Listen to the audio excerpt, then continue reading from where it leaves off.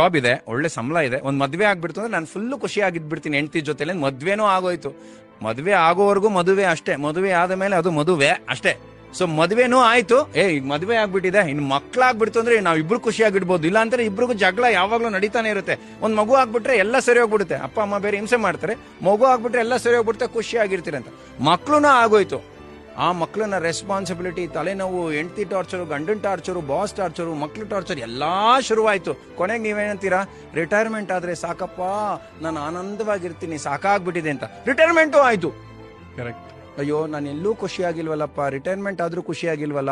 ಏನ್ ಗೊತ್ತಾ, ನಾನಿವಾಗ ಹೋಗ್ಬಿಡ್ಬೇಕಪ್ಪ, ಈ ಲೈಫ್ ಸಾಕಾಗ್ಬಿಟ್ಟಿದೆ ನನಗೆ, ಹೋಗ್ಬಿಡ್ಬೇಕು, ಅಟ್ಲೀಸ್ಟ್ ನೆಕ್ಸ್ಟ್ ಜನ್ಮದಲ್ಲಾದ್ರೂ ನಾನು ಖುಷಿಯಾಗಿರ್ತೀನಿ ಅಂದ್ರೆ.